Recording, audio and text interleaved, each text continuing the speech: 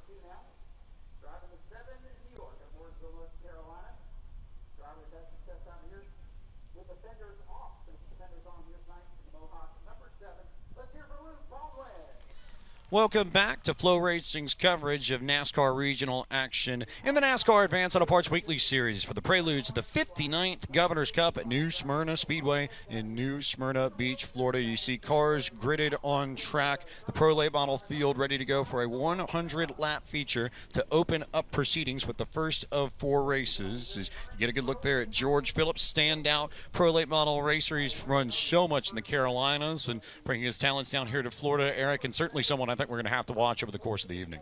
Two-time winner at the World Series of Asphalt here in 2024 to kick off the season in a Pro Late Model. And there's the driver trying to wrap up not only a championship, but maybe Rookie of the Year honors as well in Hudson Bolger, who is going to be starting on the pole by virtue of the invert. And you can see all smiles with the task ahead of him, 100 laps in his race car before he shifts focus to tomorrow's Governor's Cup, as he will be pulling double duty tonight, as Jacqueline told us earlier. But objective number 1 is try to wrap up this race and this championship in 2024.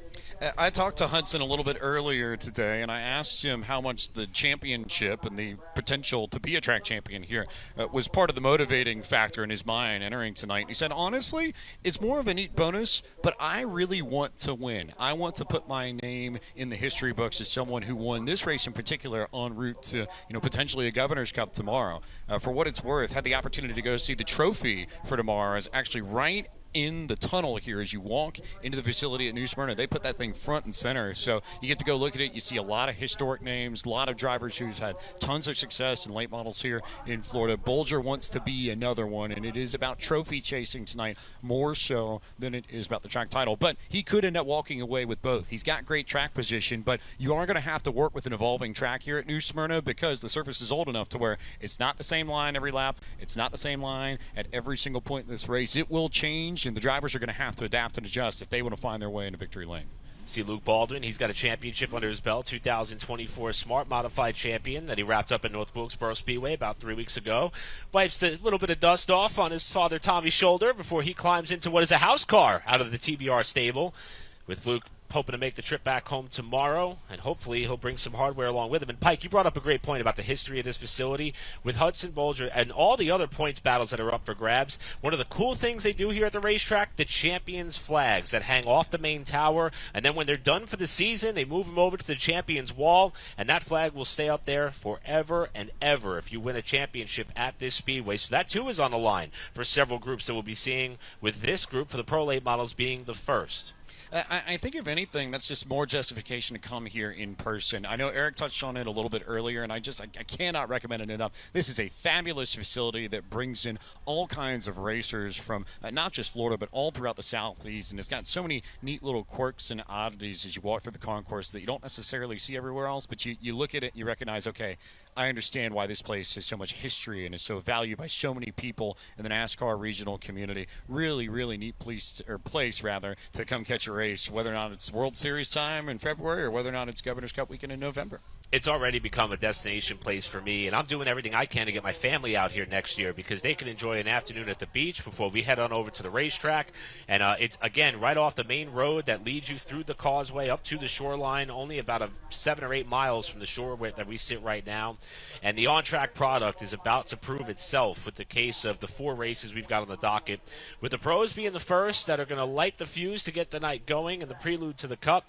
And what's already been a pretty tricky evening for the pro late models. We've already had one car have some misfortune in qualifying. We are not going to see the 12 of Kenny Kritz, who had a moment coming off of turn number 4, found the inside wall. And even though there hasn't been a lot of precipitation or rain here over the last few days, the way in which the moisture is accumulated on the inside of the racetrack, should anybody get down in that grass, first off, look out pit road because there'll be mud flying. But also, even though you don't have a lot of runway to slow a car down anyway, if you get down there, it's going to be quite the sloppy ride because there is just a lot of moisture being held in that little strip of grass. Hopefully nobody finds it, but if they do, it may be Splash Mountain. All throughout the night, as we pan there and you get a good shot of it on the screen, that's where Kenny Kritz ended up in the fence in qualifying, and you can see how the mud was thrown up not only onto the inside retaining wall, but over it in some cases. I saw some of the crew members from the car that was just opposite this on pit road where everybody was lined up for qualifying, trying to literally wipe it down and wipe it off and spray it off and clean off all the mud. But you make a great point, Eric, that you can see some of the divots. You see how much water is just hanging in there. I walked through that earlier this afternoon when it was bright and sunny and we had sunshine to try and dry it up a little bit, and it was very marsh-like. It's the kind of dense wet that will take hold of a car and grab it if it gets spun down there. And I think if you're a driver, you have to worry if you go off into that area. I would not be surprised to see a fender or some other piece of your car dig into that dirt and get kicked up, and the damage that might not necessarily be so bad if that's dry. I would be very worried that you might see a fender get torn up if it catches the wrong part of the soil and just gets torn up, and that's just because there's so much water in that little specific area of the racetrack. Yeah, to come to think of it, the dirt got on TJ DeCare's car, and he ended up setting the quick time. Let's go trackside to get the command. Field comes live here at the new Smyrna Speedway as we get ready. Engines have fired here at New Smyrna for the first feature of the evening. Good look at the New Smyrna Speedway pace car. That combination of red and light blue. There's a color that we call it. I don't know if I want to immediately jump to that, but man, you think of a certain kingly person looking at that now, don't you? Yeah, especially with the make and model of the car. I mean, it resembles quite nicely. And you see, of course, they've got the buggy that's going to parade the back end of the field that will be hopefully not too active, helping clean up any scenes of misfortune that may take place here, as this facility is top-notch all the way through in terms of their preparedness and preparation. There's a lot of hardworking men and women who put on these races at these facilities. This night and this weekend, no exception.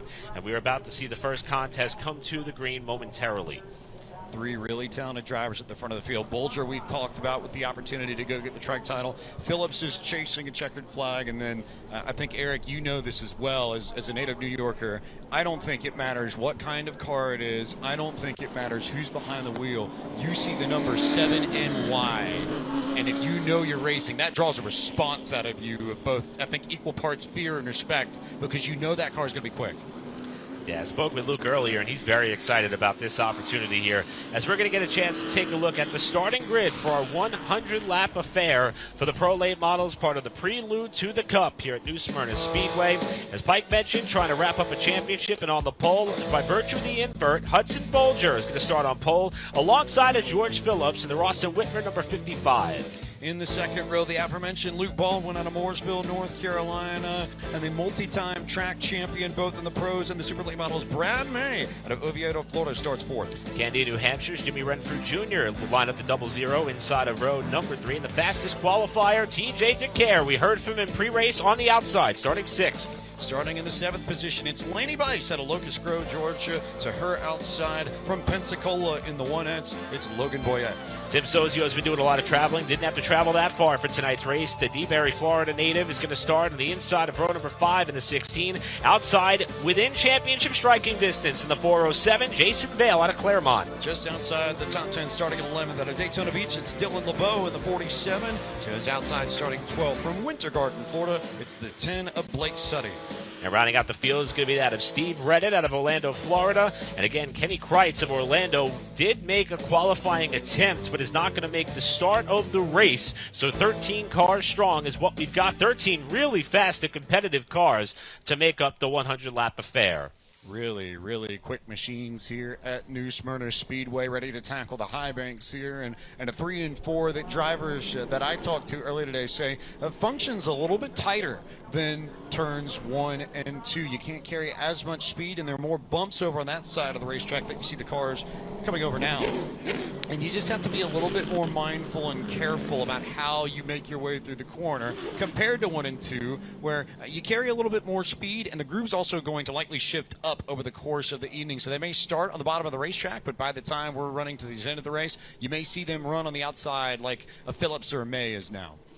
Half a lap away from the green flag, Hudson Bolger going to start on pole. Brad May in the 9 outside of row 2 in championship contention. And your fastest qualifier, TJ DeCare, is going to start 6th. Storylines are plenty as we get set for the green. Glad that you're with us here on FloRacing as we get set to bring you coverage of the prelude to the 59th Governor's Cup at New Smyrna Speedway. Hudson Bolger leads us underneath the flag stand, and we are green flag racing in the Pro Late Model feature for 100 laps as Bolger and George Phillips fight both inside, outside of the back straightaway, and Phillips rolls the momentum up high, takes the spot for the moment, entering 3. Phillips is going to take the lead with authority, but Willie, a little bit of contact there as Bolger tried to keep the fender inside. Phillips leads lap 1. Phillips got a good run down the front straightaway, tried to shut the door, is going to run high, and Brad May's got the opportunity to try and follow suit on that high line. You see the speed in that second lane already, and we barely made it through 2 laps of this race. May with the run to the outside of Bolger, trying to take away the second position.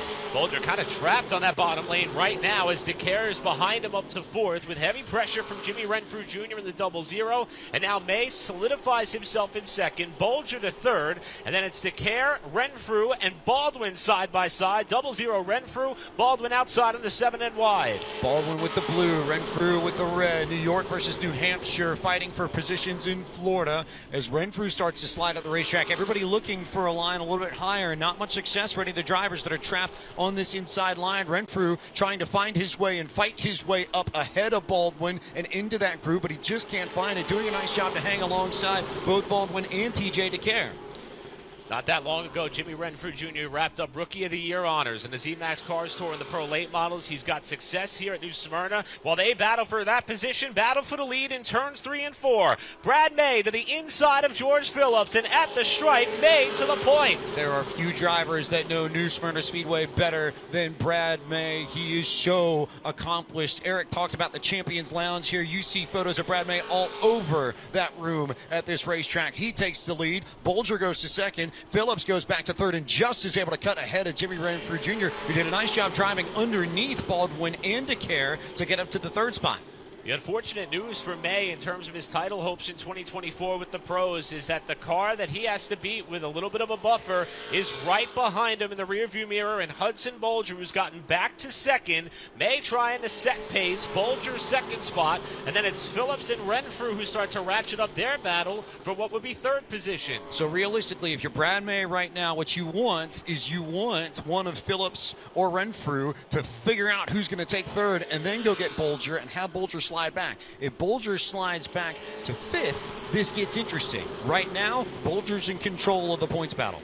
We'll tip our cap to our good friend and New Smyrna resident Tyler Vickery, who's been crunching numbers for us all day long to try to provide some of the championship scenarios while the battle for the lead intensifies. And here's Phillips trying to hold off Renfrew, whose car has been so good coming off the corner, has that of the Candia, New Hampshire native. As we look back at the front runners, separated by about a car length and a half, coming up on the back of Steve Redditt, who's in danger of falling a lap down early in this one. Redditt in trouble, perhaps, maybe falling a lap down. I've also noticed just out of the corner of my eye and on these screens here, there's a white machine that you see underneath, Luke Baldwin, and it's Jason Vale, who is also in the points battle. A little bit of an outside shot, but he's going to make the pass there a little bit further back, and he will climb up. You get a good look at that 407 now. He completes the pass on Baldwin to move up into the 6th position and take that outright. And if Vale gets up here, that's another car that could potentially make things interesting for Bolger and May and the rest of the points battle. Jason Vale, Red Eye 100 Pro late model winner here in 2024, starting to make up some ground after a subpar qualifying effort for him and that team, but he's got pace to keep in this lead pack.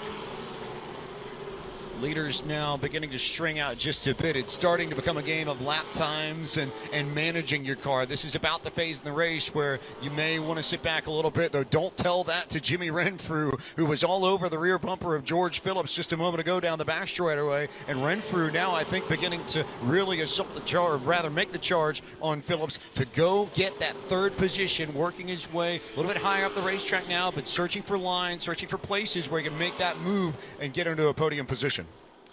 Renfrew started off his year in a pro late model at this racetrack, along with the win at the World Series of Asphalt, finished 3rd in points behind that of Hunter Wright and Dawson Sutton. He was 3rd in American Canadian Tour points in 2023, and he has picked up driving these types of race cars in this part of the country, and of course in the Carolinas with that of the Cars Tour quite well. In his spare time, though, he goes back up to the Northeast and continues to race in street stocks. Won a couple of races there at some of his home tracks as well. Now he is hounding the back bumper of Phillips for 3rd as they continue to stay within striking distance of the top 2. We talked to Jimmy Renfrew early in the year when he was just beginning his Cars Tour adventure, and one of the big points that he told me when we talked in the pits was that he wanted to prove that these drivers in the Northeast that run super late models and straight rail chassis, that they had the ability to compete not just on their home turf but across the country as well. I think he proved that in the Carolinas at the Cars Tour. He's proving that he has a fabulous program, a little bit of help from Donnie Wilson as well with that group. So they have speed, they have know-how, they have talent. It's on Renfrew to try and make it to the front of this field and to close this gap as George Phillips has responded now, as here comes Hudson Bolger to the inside of Brad May to try and get the race lead back right around the 20-lap marker. Oh, and Bolger got a little bit tail happy, getting back to the gas off the corner, and he's not going to be able to make the pass. But Pike, I think something you said earlier is on full display right now. Where Bolger runs in 2nd spot, that's enough for the title. He doesn't care. He wants the lead, and he continues to hound May as they go to 3.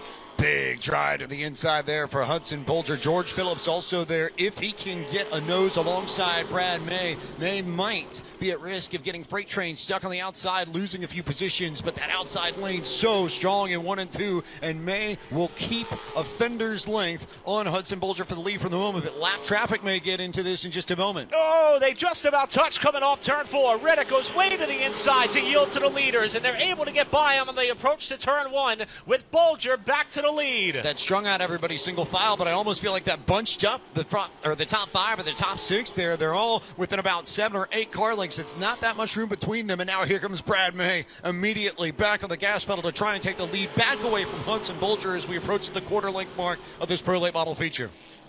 Seen several racetracks that pros will run, try to use the apron, a corner, off the corner. You won't see that here with how steeply banked this track is. And here comes Phillips now making the pass on Brad May. Now it's Renfrew looking to try to fill the hole on the bottom. Wasn't sure if there was contact between Phillips and May entering 3. I thought I saw May's car bobble ever so slightly, but in the meantime, Renfrew's been able to make the pass. So now May goes back to 4th, and a little bit of contact there with TJ DeCare and Jason Vale ready to take advantage of the opportunity. Those two start tangling. Meanwhile, top 3 have started to jump away, and George Phillips beginning to put pressure on Hudson Bolger for the race lead. DeCare just about bounced off of Brad May off turn number 4. Vale in the waiting room, trying to see which lane is going to prevail there. And here's Phillips pressuring the backside of Bolger. This was your front row to start this race, with Renfrew now closing in 3rd.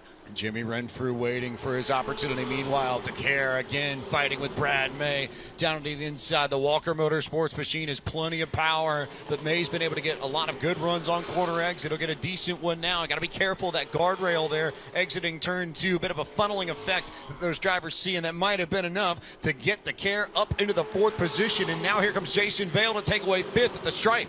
How about this action a quarter of the way through this 100-lap race for the pros? Top 3, left side of your picture, right side the battle in the bottom portion of the top 5, as Renfrew has got a quarter panel inside of Phillips for 2nd. Brad May continuing to slide back now all the way in the 7th position when they cross the stripe, as he falls way off, and that could shape the championship picture significantly before night's end. But the front 3 have started to gap. All that battling that they were doing with Brad May, all it did was give Bolger and company about a quarter of a straightaway's length on Decare and the rest of that group in the top 10. Now that things have kind of settled out for about 4th on back, the question is, can Decare, who again was the fastest qualifier, now reel in the top 3 ahead of him, as he's about 1 second in arrears from that of Renfrew and company as they work their way to turn 3. Jason Vale, a car that has had some speed early on in this race. Long run speed, I think, is going to be important as well. You're going to see some green flag runs. You get drivers spread out, especially as they start searching for different lanes at about this point in the race. And I remember last year, we had a pretty good green flag run to end this feature. So if you've got a long run car, it will come to you. But if you're a driver, I think that's part of the challenge, Eric. You may have a car that's set up better for lap 40 or lap 50, and you just have to sort of wait for things to come your way, even though you might need a few spots, especially if you are Brad May, to get the points that you need to try and take the title. You can't force it immediately as much as you'd like to. And that's multiplied by the fact that level of grip is going to continue to diminish as this race goes on, and how hard these drivers are trying to attack these corners and each other. So we'll see if more cars start to get a little bit loose coming off the corner the later this race runs, as now the final spot in the top 5 continues to be held by Vale. He's looking for 4th on Decare. This the battle in 3 and 4. Vale not particularly pressuring Decare, but he's making sure that he's not falling off the rear bumper. Sort of like, I'm here and I will be here, and if you want to maintain this position, then you are going to have to make sure that you are picture perfect on every single one of these laps, because if you make one mistake on entry or exit of a corner, I will pounce and make something happen. However, there is the matter of some Baldwin fella just hanging out back. Luke Baldwin's been just waiting in the wings too, and if either one of these two slip up, Baldwin's right there. Brad May, meanwhile, continues to fall back of the race leaders. The pace is not there on the red, white, and blue number 9 machine, slipping further back. That gap has now jumped up to about maybe 4 seconds on even Luke Baldwin in 7th. So May just not there with the rest of the top 6 right now. And that's going to give Bolger even more breathing room than what he had should May have still been up towards the front of this pack in terms of the championship battle, as the margin between 1st to 2nd remains about 2 car lengths separated, as they're going to come up on the back of Blake Suddy in the 10 car. It was the last car on the lead lap, working his way just in front of your race leader in Bolger, as Renfrew continues to flirt with maybe getting the right side tires up just a little bit higher than the car he's chasing in Phillips in the 55. Ever so slightly. It's those very, very tight differences, and yes, you can find speed in that high line, but you have to be careful on corner exit. There's a funneling effect. You'll see it here when these cars come past as Bolger clears the lap traffic, but there's that yellow gate right at the exit of turn 2. You do not want to catch that under any circumstances whatsoever. Damage would be catastrophic to any car that touches that in any way. And even turn 4 here at New Smyrna has a bit of a funneling effect on corner exit too, so you have to be careful. Yes, you want to run that high line in most cases, especially on long green flag runs, but you can't go too high. And for the drivers, the challenge is to balance it out so that you maximize the speed effectively. And to add to that, both corner exit portions on this racetrack, where there is a crossover access point, it provides a little bit of character in the venue in the term that there is quite the bump there. So just when you think the car's about settled, it's not. And it's something these drivers are having to stay on their toes throughout the duration of their laps because of the additional challenges here, like what Phillips is getting from Renfrew as they just about touch off 4. Speaking of settling, Jimmy Renfrew wants to settle this battle for the runner-up spot. Gets right up on the left rear quarter panel of George Phillips and gets a great run down the back straightaway to go even alongside Phillips entering turn 3. Phillips will try and keep it wound up on that high line, but won't have enough. Jimmy Renfrew Jr. is going to make that pass and go up to the 2nd position just on the edge of lap 40. And now look at Phillips trying to get a late apex off turn 2 to stay with that of Renfrew. Momentum's been on the side of the youngster, that number 55 car out of Charlotte, North Carolina. Recently won the Show Me the Money Pro Late Model Series event at Montgomery Motor Speedway. Finished second in race number 2 there. Riding that wave here in what is a continued tight battle between that of the second spot with Renfrew as they went around Steve Reddit. That cost Phillips some time. Also won the Carolina Pro Late Model Series Championship in 2023, so he's got a proven track record of getting it done in this particular type of race car as well. However, he is sort of sat at that maybe 1 to 2 car length gap behind Renfrew and Bolger. Hasn't slipped back the way Brad May has, who continues to lose ground off picture. But George Phillips, I wonder now maybe if he has found his place where he wants to just sort of click off laps for a little bit, find his groove, learn a little bit about how this track races, and get a feel for things.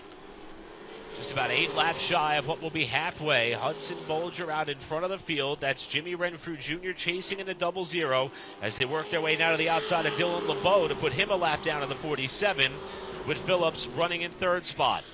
LeBeau scored 11th currently at this point, so that leaves the top 10 on the lead lap. Tim Sozio is next in the racetrack. He's one of those trying to fight for the title, but Sozio in need of a lot of pace, maybe even a yellow flag to get a chance to get back into this. He's a ways back with some of these drivers, maybe about a set of corners, I'd say, ahead of Bolger, Renfrew, and the rest of the race leaders. So this will be interesting as we see this battle continue between DeCare and Jason Vale for the 4th position. How about how the year has unfolded for that of TJ DeCare? Started the year with Highlands Motorsports. They were defending champions in the Cars Tour with their driver in 2023 in Caden Quapple. DJ slid into that seat hoping for what was going to be a rookie campaign for him in the Cars Tour and the Pro.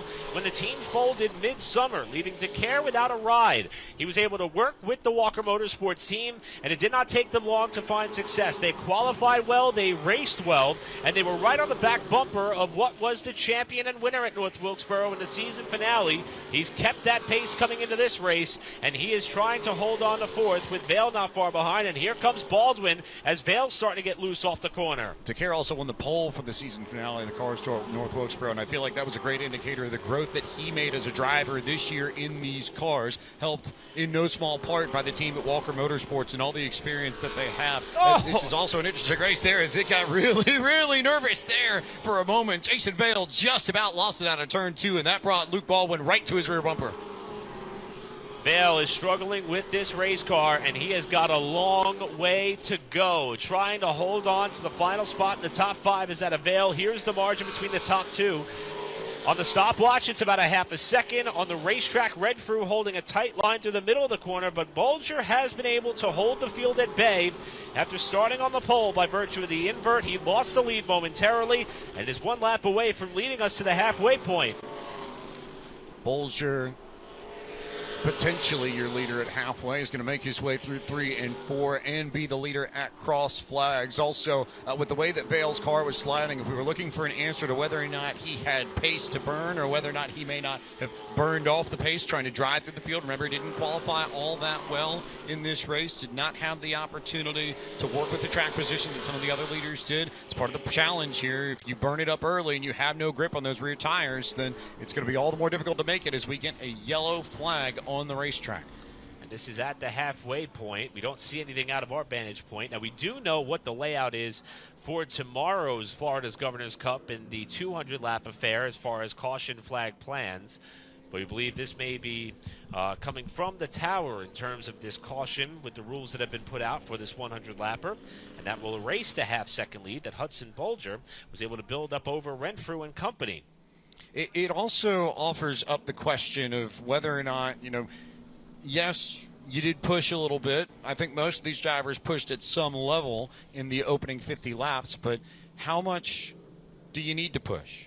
How important was it for you to push? Did it really matter all that much? Did you learn something? Did you save something? Do you have something left for these final, call it 45 laps of change? We'll see how many we have when we go back green flag racing. But this resets the field, but also for those who might have been struggling, like a Jason Vale, you have the opportunity to cool off the rear tires and potentially gain a little bit of grip back, and you get a bit of a reset. So Well, how about this? We see Brad May in the number 9 pulling up to pit. He is going to come down the pit lane. One of our championship contenders after qualifying was 7 points out of the championship point lead over the current race leader in Hudson Bolger, and they're going to work on the right side of that race car. I imagine this has to be a response to the way that car was handling. We saw Brad May drop back tremendously in the second half of that green flag stint. Tim Sozio, I see, also a little bit further down the racetrack towards turn 1, also coming down pit road. He was running in the 10th spot when that caution came out. So adjustments on both of those cars, and if they want a shot at the PLM track title, they've got to find speed compared to where they were